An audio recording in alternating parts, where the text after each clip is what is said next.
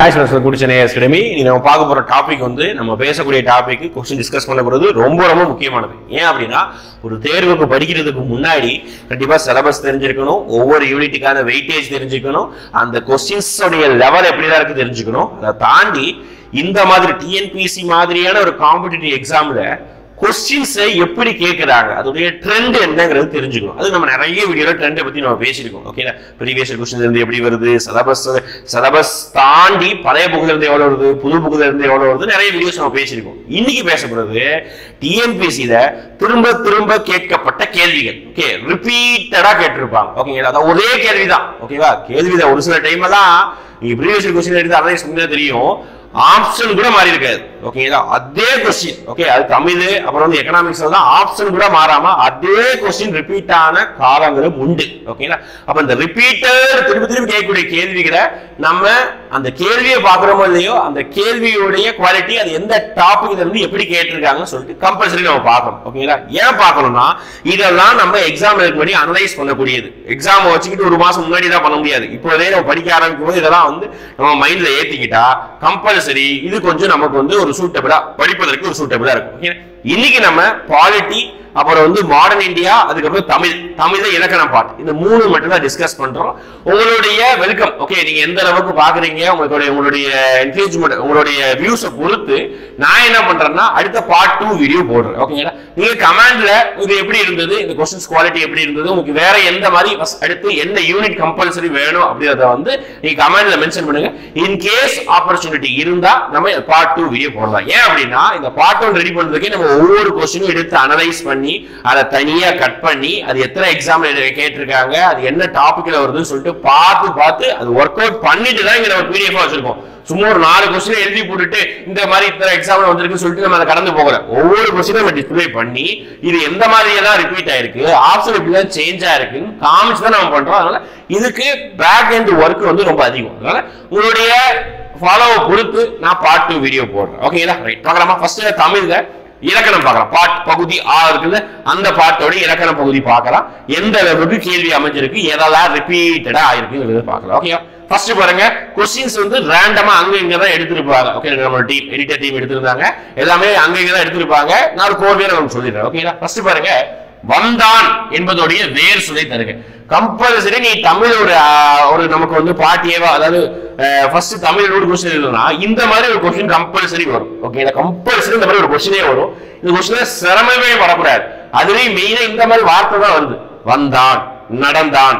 Okay, இந்த மாதிரி வார்த்தை தான். அப்போ இதோட வேர் சொல் எப்படி இருக்குன்னா ஏவி விடுற மாதிரி இருக்கும். எப்படி இருக்கணும், ஏவி விடுற மாதிரி. அப்போ வா, அதுதான் வேர் சொல். அப்படின்னா நம்ம பகுபத உறுப்பிலக்கணத்தை பிரிச்சு எழுதுவோம் பாருங்க, அதுல வந்து பகுதியா இருக்கணும். அதான் வச்சுக்கோங்க, பகுதியா இருக்கணும். அப்போ வந்தான் அப்படிங்கிறது வா. ஓகேங்களா, ரைட், அதுதான் வந்து நமக்கு வேர் சொல். அப்போ இந்த வேர் சொல்லை தேர்ந்தெடு. இந்த மாதிரியான क्वेश्चन கம்பல்சரி ஒரு क्वेश्चन வருது. அடுத்து பாருங்க, அப்போ அந்த क्वेश्चन நான் பார்க்கும்போது கிட்டத்தட்ட ஒரு குறிப்பிட்ட வருஷம், ஒரு 4-5 வருஷம் क्वेश्चन பேப்பரை பார்க்கும்போது 4-5 தடவை வந்திருக்கு இந்த क्वेश्चन மட்டும். இந்த क्वेश्चन மா என்ற ஓரெழுத்து ஒரு மொழியின் பொருள் என்ன? நான் சொன்னோம்ல ஒரு சில क्वेश्चन ஆப்ஷனே மாறாம வந்திருக்குன்னு சொன்னோம்ல, அதுல ஒரு क्वेश्चन இது. ஓகேங்களா, நான் 2 தடவை கூட போட்டோ போட்டிருப்பேன். ஆனா ஒரு சில டைம் வந்து ஏன்னா மாங்கிறதுக்கு வந்து ஒரு பொருள் மட்டும் இல்லை, 2-3 பொருள் இருக்கு. அதனால ஒரு ஆன்சர் வந்து மாறி வரும். ஆப்ஷன்ஸையும் ஷஃபிள் பண்ணி கொடுத்திருக்காங்க. ஆனா மோஸ்ட் ரிப்பீட்டடா தமிழ்ல கேட்ட ஒரு கேள்வினா இந்த கேள்வி. அதுல பாத்துக்கோங்க. ஓகே, ஏன்னா ஓரெழுத்து ஒரு மொழி வந்து கிட்டத்தட்ட 42 ஓரெழுத்து ஒரு மொழிகள் இருக்கு. அந்த 42ல குறிப்பிட்ட ஒரு சில ஓரெழுத்த மொழி மட்டும், எல்லாத்தையும் படிச்சுதான் ஆகணும். ஓகே, ஆனா குறிப்பிட்ட ஒரு சில ஓரெழுத்து ஒரு மொழியை ரிப்பீட்டடா கேட்டே இருப்பாங்க. அதுல ஒண்ணு மா. அடுத்து வந்து இந்த ஏ, அது கேட்பாங்க. இது ஏ, அதை கம்பல்சரி கேட்டே இருப்பாங்க. ஓகே, அப்ப பாருங்க, மா என்பதனுடைய ஓரெழுத்து ஒரு மொழியின் பொருள் என்ன? பெரிய. ஓகே, இதெல்லாம் ரிப்பீட்டடா கேட்கிறாங்க. அப்ப என்ன செஞ்சுக்கணும், இந்த மாதிரியான கேள்விகளை நம்ம தப்பே பண்ணக்கூடாது. ஈஸியா தான் இருக்கும். மோஸ்ட் ஃப்ரீக்வென்ட்லி ஆஸ்க்டு क्वेश्चनா தான் இருக்க போகுது. ஓகேங்களா, ரைட்டா, பாருங்க ஆப்ஷன் வச்சு ரிப்பீட் பண்ணலாம். ஓகே, அடுத்து ரிப்பீட்டடா திருப்பி வந்துருக்கு நினைக்கிறேன். பாருங்க, திருப்பி மா என்பது ஒரு எழுத்து ஒரு மொழியின் பொருளே அறிக்கை. क्वेश्चन கொஞ்சம் மாறி இருக்கு, ஆப்ஷனும் மாறி இருக்கு. இங்க பெரிய, இருளு, வானம், அழகு. ஆனா இங்க பாரு, யானை, விலங்கு, மாடு, காடு. ஓகேவா, அப்போ மாங்கிற ஒரு பொருளுக்கு ஏகப்பட்ட பொருள் இருக்குது. ஓகே, ஏகப்பட்ட வார்த்தைகள் அர்த்தம் இருக்குது. அதான் பெரிய, விலங்கு, இந்த மாதிரி வார்த்தை இருக்குது. அப்போ பாருங்க, ஒரே क्वेश्चन தான், ஆனா வேற மாதிரி வருது.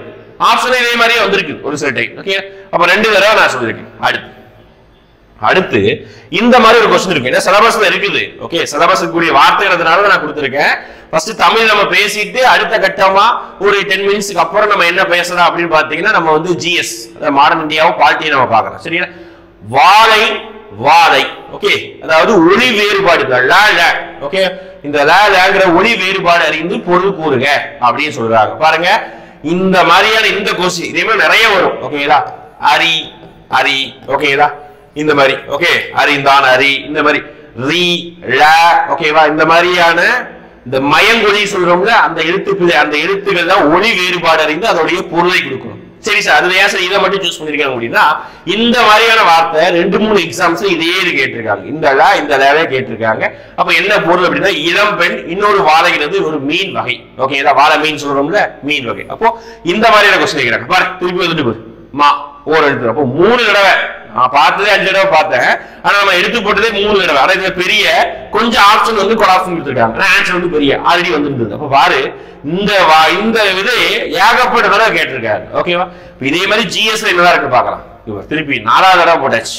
ஆனா இங்க விலங்குறது ஆன்சர். ஆப்ஷன் வேற இருக்கு. அங்க வேற இருந்தது, இங்க வேற. ஒரு எழுத்து ஒரு உரிய பொருளை கண்டறிங்க மா. பாருங்க, எப்படியெல்லாம் கொஸ்டின் வந்து ரிப்பீட்டடா கேட்கிறாங்க. அடுத்து வா, இந்த கொஸ்டினை நீ கம்பல்சரி கண்டிப்பா நீ நோட் பண்ணியே ஆகணும். ஏன் அப்படின்னா இந்த கொஸ்டின் மா கொஸ்டின் மாதிரி இது அப்படியே ரிப்பீட் ஆகல. இதே மாதிரி எனக்கு வந்து ரிப்பீட்டடா வந்துகிட்டே இருக்கு. லாஸ்ட் இயர் குரூப் 4ல கூட வந்துரும். எடுத்து பார்த்திருந்தோம். ஓகேவா? ஏன் அப்படின்னா இந்த வலுவு சொற்களற்ற சொற்றொடரை கண்டுபிடி அப்படின்னு சொல்லிட்டு அதுல மெயினா வலுவுல ஏகப்பட்ட விஷயத்த பேசலாம். ஓகே, நிறைய விஷயத்துல வலுவு தொடர்கள் நம்ம பேசலாம். ஆனா நம்ம மெயினா எதை பத்தி பேசுறாங்க அப்படி பாத்தீங்கன்னா இந்த இடப்பக்கம் வலது பக்கம் வலப்பக்க சுவருத இடது பக்க சுவருத இந்த இது. ஏன்னா இதுதான் நிறைய பேர் கன்ஃபியூஸ் ஆகும். பாருங்க, சுவரில் சுவற்றில் சுவற்றில் சுவரில் இது மாறி மாறி வருதா? அடுத்து வா, இடப்பக்கம் வேற இடது பக்கம் வேற. ஓகே, இடப்பக்கம் இந்த மாதிரி கன்ஃபியூஸ் பண்ணி எது வலுவு அதாவது தப்பாதாது எது கரெக்ட்ங்கிறது மாதிரி கேட்டிருந்தாங்க. இதுல ஆன்சர் வந்து இடப்பக்க சுவரில் சுவற்றின்னு சொல்லக்கூடாது, சுவரில் எழுதாதே. நல்லா கவனிச்சுக்கோ. ஒரு கொஸ்டின். இப்ப அதே மாதிரி ஒரு கொஸ்டின் காமிக்கிறேன். இதேதான், இதே வலுவுதான், இதே ட்ரெண்ட் தான், ஆனா வேற ஆப்ஷன்ஸ். பாரு, வலுவு சொல்லட்டு தொடர். இதுதான் போன ஐ திங்க் குரூப் 4 क्वेश्चन நினைக்கிறேன். ஓகேதா? இதே மாதிரி தான் வந்து ஞாபகம் இருக்குது. வலது பக்க சுவரில் எழுதாதே. தப்பு. ஓகே, வலப்பக்க சுவரில் எழுதாதே. அப்ப பாரு, அங்க இடது பக்கம் கொடுத்திருந்தாங்க, இங்க வலது பக்கம் கொடுக்குறாங்க. அவ்வளவுதான். வலது வலப்பக்கம், அங்க இடப்பக்கம். அவ்வளவுதான் வித்தியாசமே தவிர ஆனா 2 தடவை வந்துருக்கு. 2 தடவை மட்டும் இல்ல, 3 தடவை வந்து எஸ் திருப்பி பேர் வந்துடுச்சு. அவ்வளவுதான். நம்ம சொன்ன பார்த்ததுலயே 4 தடவை பார்த்தா 3 தடவை நான் வந்து உங்களுக்கு போட்டோவா எடுத்தே வச்சிருக்கேன். பாருங்க, அப்ப இந்த அளவுக்கு ரிப்பீட் ஆகுதுடா, அதுல ஏதோ ஒரு அர்த்தம் இருக்கு. அப்ப அதை திருப்பி கேட்கலாம். ஒரு தடவை 3 தடவை கேட்டாங்க சார், திருப்பி கேட்க முடியாது, யோசிக்காத. மா எத்தனை தடவை கேட்டாங்க பார்த்தா 5 தடவை கேட்டிருக்காங்க. அதே மாதிரி இதையும் திருப்பி ஒரு தடவை கேட்கலாம். பாருங்க, அப்ப இதுல 2வது எது கரெக்ட்? இதான் குரூப் 4 क्वेश्चन. எஸ். ஓகே, வலப்பக்க சுவரில் எழுதாதே. 4 கொடுத்து, அதாவது क्वेश्चन அதேதான், ஆனா எப்படி மாத்துறாங்க பாருங்க. இங்க ஏபிசிடி ஆப்ஷன் வச்சுட்டாங்க, இங்க நான் 1 2 3 4 கொடுத்து அதுல எது ராங் எது கரெக்ட் அப்படி கேக்குறாங்க. ஒரே கண்டென்ட் தான் டிஎன்பிசி பொறுத்தவரைக்கும். டிஎன்பிசியோட ட்ரெண்ட் அறிஞ்சு நீ படிச்சேன்னா தாராளமா நீ வந்து கிளியர் பண்ணிடலாம். ஓகே, அடுத்து பாருங்க, ஒருமை பன்மை பிழையற்ற தொடர் எது? இது கண்டிப்பா இந்த மாதிரி ஒரு क्वेश्चन கம்பல்சரி வரும். அதுலயும் திருப்பி கேட்கக்கூடியது இந்த அல்ல அன்று அல்லன் இல்லை இந்த மாதிரி இது கம்பல்சரி வந்துட்டே இருக்கும். ஓகேவா? ஏன்னா எந்த வார்த்தை முன்னாடி வந்தா என்ன போடணும்? விலகல், அதாவது உயர்திணை அக்கிரிணை சொல்றாங்க. அக்கிரிணை வந்தா என்ன போடணும், உயர்திணை வந்தா என்ன போடணும், பலவின் பால் வந்தா என்ன போடணும், ஒன்றன் பால் வந்தா என்ன போடணும்னு சொல்லிட்டு தெளிவா படிச்சுக்கணும். அது இந்த மாதிரியான வார்த்தைகள் தான் கன்ஃபியூஸ் ஆகும். ஓகேங்களா? அது, அன்று, அல்ல, அல்லது. ஓகே, இந்த மாதிரியான வார்த்தைகள் படிச்சுக்கோங்க. இதுதான் மோஸ்ட் ரிப்பீட்டட் क्वेश्चंस. அடுத்து வாப்பா, இந்த क्वेश्चन செய்யுள் क्वेश्चना வச்சுக்கோ, பிரித்தெழுதுற क्वेश्चना வச்சுக்கோ. ஏகப்பட்ட தடவை கேட்டிருக்காங்க. புது புக்லயே இருக்கு, பழைய புக்லயே இருக்கு. களம் பகம் பிரித்து எழுதுக. களம் கூட்டல் பகம். களம் என்றால் 12, பகம் என்றால் அதில் பாதி 6, மொத்தமா கூட்டினா 18 உறுப்புகளை கொண்டதுதான் களம் பகம். படிச்சிருப்ப செய்யல. ஓகே, அதை பிரித்து எழுத கேட்கிறாங்க. ஏகப்பட்ட தடவை இந்த क्वेश्चन கேட்டாங்க. சரி, ஏகப்பட்ட தடவை கேட்டிருக்காங்க. ஓகேவா? ஏகப்பட்ட பழைய क्वेश्चन எடுத்து பாரு. ஒரு 5 எக்ஸாம்ல கம்பல்சரி ஒரு எக்ஸாம் இந்த क्वेश्चन இருக்கு, இல்லாம இருக்காது, கம்பல்சரி இருக்கும்பா. ஓகேவா? ரைட்டா? அடுத்து போலாமா? அடுத்து பாருங்க, பொறுத்துக. இது ஏன் சார் நான் இதை பொறுத்து வச்சிருக்கேன்னா, அடிக்கடி இந்த காகம், சரியா, அடிக்கடி இந்த காகத்தை பத்தி கேட்பாங்க. காகம் என்ன செய்யும்? மேட்ச்ல வளையும், காகம் கரையும். ஓகேவா? ஏக்கு வந்து 2. இந்த இது அதிகமா கேட்டிருக்காங்க. இதே மாதிரி மத்த எல்லாத்தையும் கம்பல்சரி கேட்டிருக்காங்க. அப்போ இதை என்ன சொல்லுவோம்? மரபு பிழை அப்படின்னு சொல்லுவோம்ல, அந்த விஷயத்துல கேள்வி கேட்கிறாங்க. நீ என்ன செய்யணும்? ஸ்கூல் புக்ல இருக்குது. ஓகேதா? ஸ்கூல் புக்ல இளமை பெயர், மரபு பிழை இதெல்லாமே இருக்குது. நீ எல்லாத்தையும் அதோட இதை படிச்சுக்கிட்டாலே ஆட்டோமேட்டிக்கா முடிஞ்சது. அப்ப காகம், குதிரை, சிங்கம், குயில் அதெல்லாம் என்னென்ன சவுண்ட் என்னென்ன செய்யுது அப்படின்னு சொல்லி டீட்டெயிலா பார்த்தாலே முடிஞ்சு போச்சு. ஓகேவா? அடுத்து வாங்க. இந்த மாதிரி क्वेश्चंस இத மேட்ச் தி ஃபாலோவிங் கேக்குறாங்க. அப்படியே சிம்பிளா ஒன் வேர்ட் क्वेश्चनாவும் கேட்பாங்க. அதாவது இந்த அறவடையில இருந்து கேட்கக்கூடியது மெயினா இந்த மூணு தான். அத மட்டும் ஃபோக்கஸ். ஒற்றை படை கூட ஈஸி. எங்கதான் இங்க அந்த புள்ளி வச்சு எடுத்து மெய் எடுத்து வந்திருக்கு அத முடிஞ்சது. ஓகே. ஆனா இந்த அறவடை இந்த மூணு அறவடையை வச்சு கம்பல்சரி क्वेश्चन வந்தே தீரும். ஒரு क्वेश्चन எழுதி கூட வச்சுக்கோ. ஒரு क्वेश्चन. அதுவும் ஒரு சில வார்த்தை ரிப்பீட்டடா கேட்டிருக்காங்க. தலை, தலைய, அப்புறம் இந்த வரணசை இதெல்லாம் ரிப்பீட்டடா கேட்டிருக்காங்க. இந்த அறவடை செய்யுள் சேரபடை, இன்னி சேரபடை, சொல்லி சேரபடை இந்த மூணு அறவடையும் வந்தா எதை எதை மேட்ச் பண்ணுன்னு சொல்லிட்டு பார்த்து வச்சுக்கோ. கம்பல்சரி ஒரு क्वेश्चन அடிச்சிடலாம். ரிப்பீட்டடா திருப்பி கேட்டிருப்பாங்க. வேற அடுத்த क्वेश्चन திருப்பி காமிக்கிற பாருங்க. அடுத்த क्वेश्चन வரல. ஆனா இந்த மாதிரி क्वेश्चंस ஒன் லைனரா கூட வரும். ஓகேங்களா? இப்போ வரணசை கீழே ஒரு ஆப்ஷன் கொடுத்துருவாங்க. 4 ஆப்ஷன் என்னன்னு சொல்லணும். அவ்வளவுதான். அப்ப ஈங்கிற மாதிரி வந்தா நமக்கு என்ன வந்துடும் அப்படின்னு பாத்தீங்கன்னா நமக்கு வந்து சொல்லி சேரபடை. ஓகே. அதாவது ஊ ஊ அந்த மாதிரி தூ ஊ அந்த மாதிரி வந்தா என்ன அறவடை? இன்னி சேரபடை. செய்யுள் சேரபடை அப்படின்னா என்னது? நல்ல படா அதாவது நெடில் குறில் சேர்ந்து வந்தா செய்யுள் சேரபடை. அவ்வளவுதான். இதை நம்ம தெரிஞ்சுக்கிட்டா கம்பல்சரி ஒரு क्वेश्चन போட்டே போயிடலாம். ஓகே. கம்பல்சரி வந்துடும். அடுத்து தமிழ் எழுத்துக்கள். அதாவது தமிழ் வந்து அந்த எண்ணுருக்கள் அப்படின்னு சொல்லுவாங்க. மொத்தம் 10 0ல இருந்து 1 2 3 4 5 6 7 8 9 இந்த நம்பருக்கு தமிழ் எழுத்துக்களை அப்படியே கொடுத்திருப்பாங்க. ஓகேங்களா? அதுதான் க உ ஞ சு ரு அந்த மாதிரி அந்த வரிசையா ஒரு வார்த்தையா எழுதுவீங்க. ஓகேவா? அத கம்பல்சரி அந்த 10 ஓகே 0 விட்டுருங்க. 0 அதேதான் 0.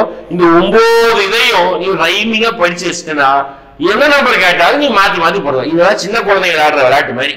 புரியுதா? 8ஆம் கிளாஸ் 7ஆம் கிளாஸ் தான் வர ஆரம்பிச்சிடும். அப்பவே நம்ம ஸ்கூல்ல இருந்து இதெல்லாம் படிச்சிருப்போம். அது நீ வரிசையா மறக்காம நீ பணத்துல இல்லாம நீ யோசிச்சு வச்சிருந்தாரு முடிஞ்சது. அப்படி இல்லையா?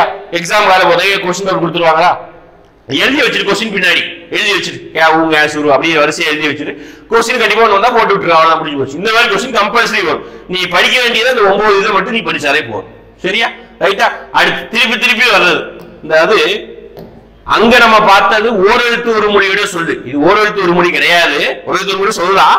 ஆனா கோ என்ற சொல்லுடைய பொருள் சொல்லும் பொருளும் கேட்பாங்க. அதுல கோ அப்படிங்கிற சொல்லுடைய பொருள் என்னன்னா அரசன் அப்படின்னு சொல்லுவாங்க. ஓகே. அரசன். ஓகே. அந்த ரிப்பீட்டடா இந்த क्वेश्चन வந்துருக்கு. சரிங்களா? அரசன் கோங்கிற சொல்லுடைய பொருள் வந்து ரிப்பீட்டடா வந்துருக்கு. அடுத்து வா.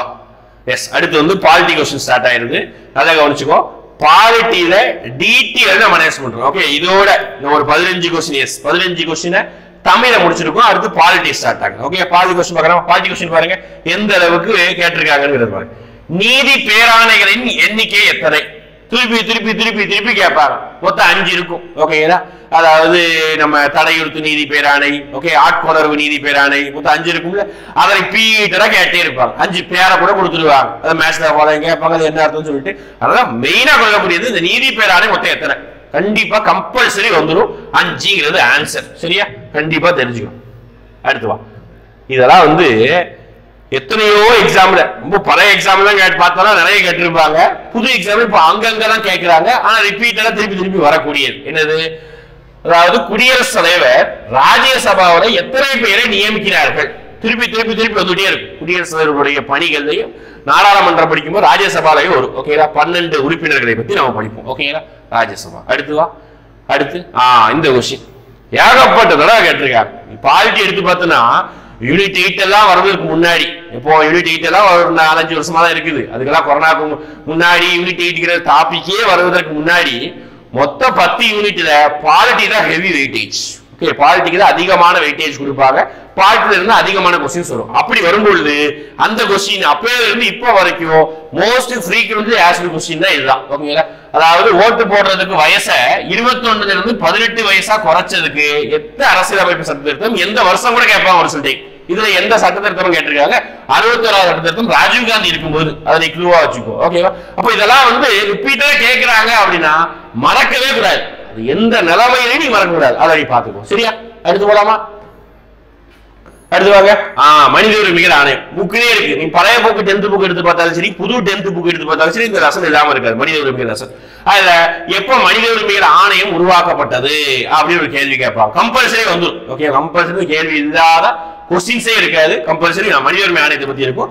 அப்படின்னா மனித உரிமை தினம் எப்போ அப்படி கூட கேட்பாங்க. ஓகே, அடுத்து வா அமெண்ட்மெண்ட் திருப்பி கேட்கக்கூடியது இந்த பஞ்சாயத்து ராஜ் எலெக்ஷன் நமக்கு வந்து சிலபஸ் இருக்கும். ஓகேடா, பஞ்சாயத்து ராஜ். அப்ப அதுல இருந்து கேள்வி கேட்கணும்னா ஒரு 4-5 கேள்விதான். ஓகேங்களா, ஒண்ணு என்ன கேட்பாங்க, எப்பெல்லாம் வந்து கிராம சபை கூட்டம் நடக்கும் அப்படி கேட்பாங்க. அப்படி இல்லைன்னா இந்த உள்ளாட்சி அமைப்புங்கிறது எத்தனாவது சட்ட திருத்தத்துல ஆட் பண்ணாங்க அதை கேட்பாங்க. அப்படி இல்லைன்னா இந்த ஆர்டிகல் 243 ABCDEFGHOP அதெல்லாம் வரும்ல, அதுல இருந்து ஏதாவது ஆர்டிகல் கேட்டுருவாங்க. முடிஞ்சு போச்சு. அதை படிச்சுட்டேன்னா முடிஞ்சு போச்சு. பஞ்சாயத்து ராஜ் பெரிய அளவுக்கு கமிட்டி எப்பாதான் கேட்பாரு, பெரிய அளவுக்கு கேட்கறது கிடையாது இப்பெல்லாம். ஆனா இந்த கட்டாயமாக சரி உள்ளாட்சித்துறை அரசாங்கத்தில் தேர்தல் கட்டாயம் என கூறும் சட்ட திருத்தம் 23ஆம் சட்ட திருத்தம் முடிஞ்சு போச்சு. ஓகே, சிம்பிளானது. இதெல்லாம் ரிப்பீட்டடா சட்ட திருத்தத்துல கேட்கக்கூடியது. அடுத்து வா, அதாவது உனக்கு ஆர்டிகல் நீ மொத்தமா இந்தியன் பாலிட்டியில் ஆர்டிகல் எடுத்து பார்த்தா 1ல இருந்து 395 கொடுத்திருப்பாங்க. ஆனா அதுக்கு இடையில ABCD ஆர்டிகல் வரும். ஃபார் எக்ஸாம்பிள் வந்து 21A 51A அப்புறம் வந்து பாத்தீங்கன்னா 243 ABCD அப்படியே போயிட்டே இருக்குங்க. அதெல்லாம் மொத்தமா ஆட் பண்ணி பார்த்தா ஒரு 400க்கு மேல ஆர்டிகல்ஸ் இருக்கும்.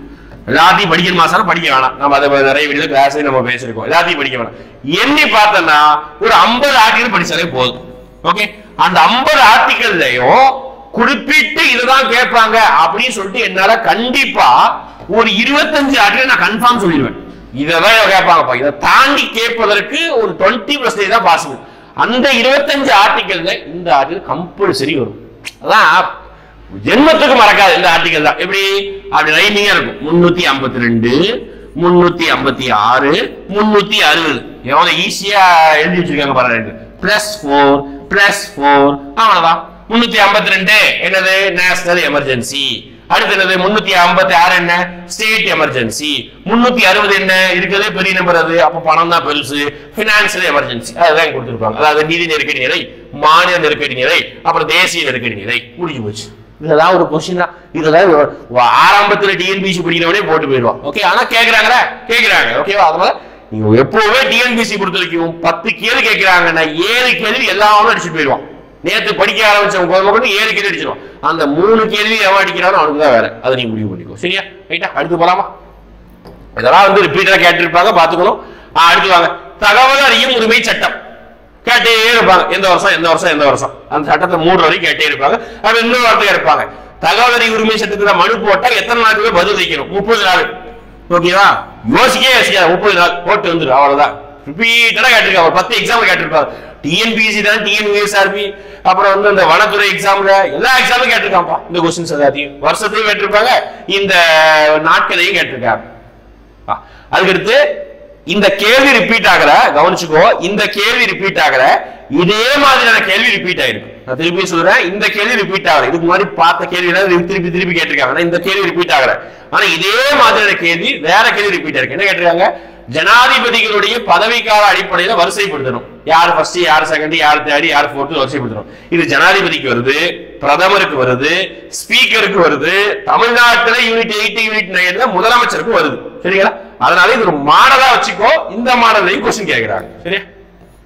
அடுத்து வா. அடுத்து நமக்கு என்ன ஸ்டார்ட் ஆகுது அப்படின்னு பாத்தீங்கன்னா, நமக்கு ஐஎன்எம் ஸ்டார்ட் ஆகுது. ஓகேங்களா? மாடர்ன் இந்தியா ஸ்டார்ட் ஆகுது.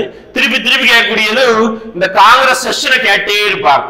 ஓகே, காங்கிரஸ் மாநாடு யார் தலைமை, முதல் மாநாடு எங்க நடைபெற்றது, எப்போ தோற்றுவித்தாங்க, திருப்பி அரசமாவே அரைப்பாங்கன்னு சொல்லுவாங்க பாருங்க. அந்த மாதிரி கேள்விதான் இதெல்லாம். 3வது காங்கிரஸ் மாநாட்டுக்கு தலைவர் யாரு, எங்க சொன்னது, நம்ம ஊர்ல மெட்ராஸ் நடந்தது, பிரதிநிதியாக்கி முதல் முஸ்லிம் பிரசிடென்ட். முடிஞ்சு போச்சு. ஓகேவா? இந்த மாதிரிதான் கேட்கிறாங்க மாடர்ன் இந்தியா. அடுத்து இன்னொரு ஒரே பிடிஎஃப் இருக்கு, அதை நம்ம பாத்துறதா. ஓகே, மாடர்ன் இந்தியாவை பொறுத்த வரைக்கும் இப்படிதான். பாலிட்டி மிக்ஸ் ஆகுது. போய் நீங்க ஒரே நிமிஷம், இன்னும் பாலிட்டி முடியல. பாலிட்டியில அடுத்து திருப்பி கேட்டே இருக்கானா, இந்த கேள்வி கேட்டே இருப்போம். 2 ஆண்டு 11 மாசம் 18 நாள். இதெல்லாம் வந்து ஃபர்ஸ்ட் பாலிட்டி அடிப்பான் பாரு, அவன் படிக்கிறது ஃபர்ஸ்ட் டே பாலிட்டி கிளாஸ் படிப்பான். இதுதான் உட்காந்து படிச்சுட்டே இருப்பான். 2 வருஷம் 11 மாசம் 18 நாள். ஓகேவா? சொல்ல போனா 3 வருஷத்துக்கு 12 நாள் கம்மி. இந்த மாதிரி கூட படிப்பாங்க. ஓகேவா? அப்போ இதுதான் வந்து அரசியலமைப்பு உருவாக வரைவு குழு எடுத்துக்கொண்ட காலம். திருப்பி கேட்டிருப்பான். சென்ட்ரல் கவர்மெண்ட் எக்ஸாம் எடுத்து பார்த்தோம்னா இந்த கேள்வி இருக்கும். திருப்பி வந்து கேட்பான், ஏதோ ஒரு எக்ஸாம்ல வந்து 17 கொடுத்துருந்தாங்க சார், 17 தானே, தயவு செஞ்சு போடாது 18 தான், திருப்பியும் சொல்றேன் 17 தான் கிடையாது 18 தான். சரியா? இதெல்லாம் வந்து ரொம்ப அதிகமா கேட்டிருக்காங்க. அடுத்து வா, இது வந்து ரீசன்ட் ட்ரெண்ட் ஒரு குரூப் 1ல கேட்டதுக்கு அப்புறம் எல்லா எக்ஸாம்லயும் டிஎன்பிசி கேட்க ஆரம்பிச்சு, டிகிரி ஸ்டாண்டர்டு எஸ்எஸ் ஸ்டாண்டர்டு எல்லாத்தையும் கேட்க ஆரம்பிச்சு. அதாவது முகவுரையில் இருக்கக்கூடிய வார்த்தையை வரிசைப்படுத்தணும். இருக்கும்ல இங்கிலீஷ்ல சோசியலிஸ்ட், செக்யூலர், டெமோக்ராட்டிக், ரிபப்ளிக், இந்த வார்த்தை வரிசை இருக்குல்ல, அந்த வார்த்தையை கரெக்டா வரிசைப்படுத்தணும் அப்படின்னு சொல்லியிருக்காங்க. ஓகேவா? அது இங்கிலீஷ்ல முடியும், இங்கிலீஷ் முடியும் படிச்சுக்கோங்க, தமிழ்ல தமிழ். ஓகே, இந்த வரிசை கேட்கிறாங்க, ரிப்பீட்டடா இப்ப கேட்டுக்கிட்டு இருக்காங்க. ஓகே, அடுத்து வா, ஷெட்யூல் இருந்து கேட்பாங்க. ஷெட்யூல் இருக்கிறது ஒரு 12 அட்டவணை இருக்கு.